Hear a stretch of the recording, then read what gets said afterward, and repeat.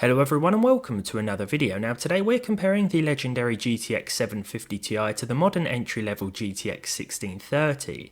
The winner is probably obvious already, but I wanted to see if one of the best budget graphics cards ever made can get anywhere near what is currently one of, if not the weakest discrete GPU available. There are 4GB 750 Ti's out there, but it's the 2GB card that was more common back in 2014, and it's these that are still in abundance on the used market. If I do find another 4GB one, I'll make another comparison for sure. There still isn't much of a second-hand market for the GTX 1630 yet, and as such it'll cost about 3 times the price of a 750 Ti here in the UK. It's a 4GB GDDR6 card with a 64-bit memory bus.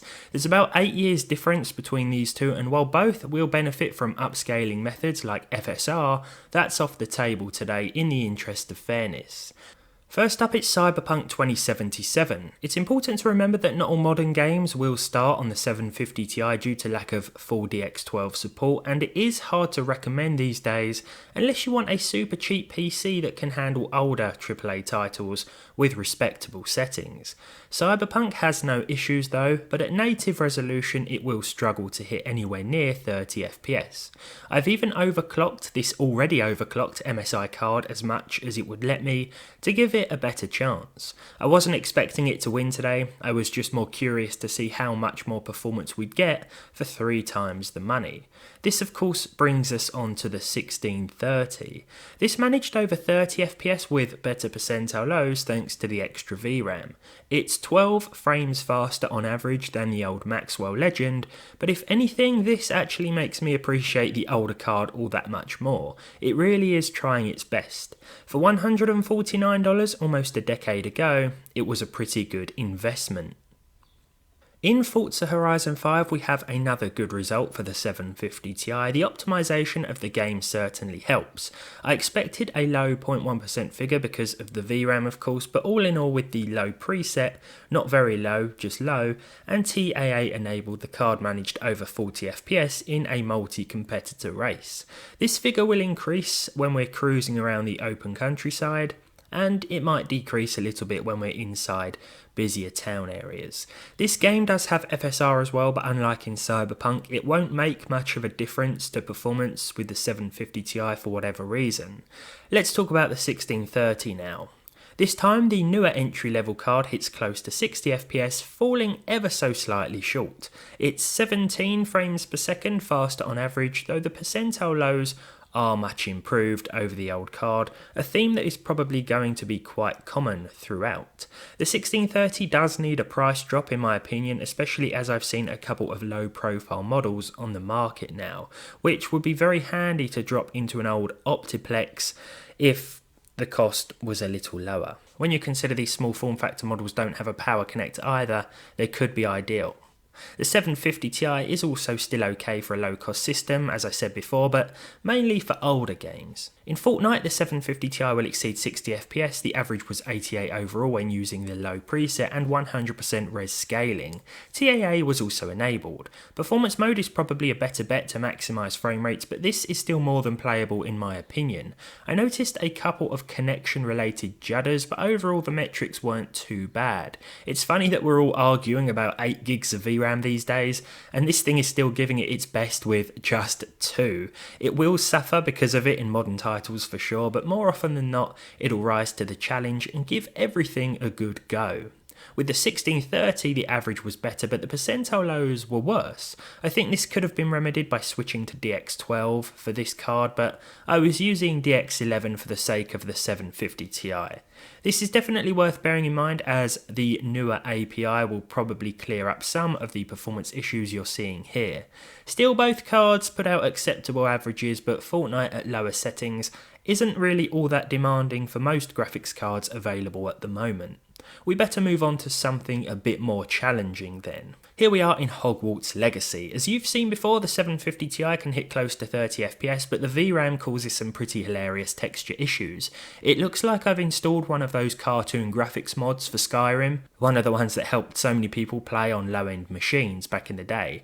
I actually quite like the look of it, but it does make reading certain text quite annoying, impossible in fact.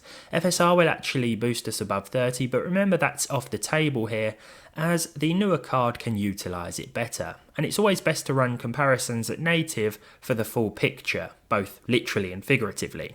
The 1630 didn't have any issues with textures, though everything was of course at low after all, so they just looked a bit muddy regardless. We only saw 8 frames more on average with this demanding AAA release. It definitely felt smoother overall, and I think with a touch of FSR the frame rate could shoot above 40. It's not an ideal experience on either card if I'm being perfectly honest, but this is all for a bit of fun after all, and so far paying 3 times the price doesn't get us 3 times the performance. That much was probably obvious, and in Hogwarts Legacy we do actually get 3 times the texture quality, so I think that's a fair assessment. Despite the horrible stutter and frame dips, I cannot believe that the 750 Ti can handle Spider-Man with 30 FPS, unlike some of the older Kepler-based 700 series cards that were once upon a time more powerful on paper. The Maxwell 750 Ti is still supported by game-ready drivers, and the newer architecture means that there are no graphical glitches. I've tested older cards, and while they may perform better, the game is often plagued with blurry road textures and weird strobe lighting effects from cars and helicopters. None of that here, but we do get some serious performance dips. Considering the age of the card though, well, I am still impressed. The 1630 on the other hand pulls way out in front this time around as expected. Performance is also more consistent overall with frame drops few and far between. There will be moments where 60 FPS is achievable even at native res, but ultimately we're looking at somewhere around the mid 40s most of the time. In comparison, this is one of the biggest differences between the two cards.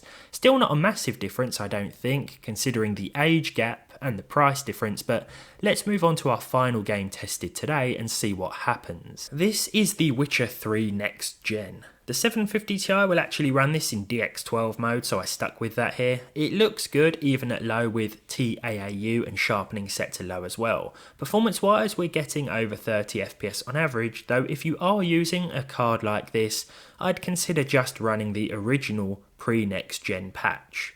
It will run better, and we're not really going to benefit from the next gen graphics with this card. I could say the same for the 1630 as well really, which is still best suited to low settings. The average will of course be higher, but the frame times will still suffer in busier areas. The potential is here to bump a few things up to medium though, as some settings don't have that much effect on frame rate or frame times. I'd suggest tweaking each setting until you find a nice balance. FSR will help you out too. With the figures side by side once again, the 12 frame difference gets smaller as we look at the 1% low and then the 0.1% low. The 1630 isn't going to triple your frame rates or even double them for 3 times the money, but it will give you a far more consistent experience in newer games. On the other hand, the 750 Ti has once again proved just how legendary it is. It's definitely on its last legs for sure, but it's not going down without a fight. Even if that means hit and miss game support, occasional missing textures, and some pretty bad frame times. Thank you for watching this then. I hope you've enjoyed this rather silly comparison. It doesn't make too much sense, but I picked these two cards out from the little storage container they were in this morning, and I thought, you know what, I think we might compare them, so that's exactly what I did. Let me know your thoughts on both in the comments. Leave a like if you enjoyed this one, leave a dislike if you didn't, subscribe to the channel if you haven't done so already, and hopefully I'll see all of you in the next video.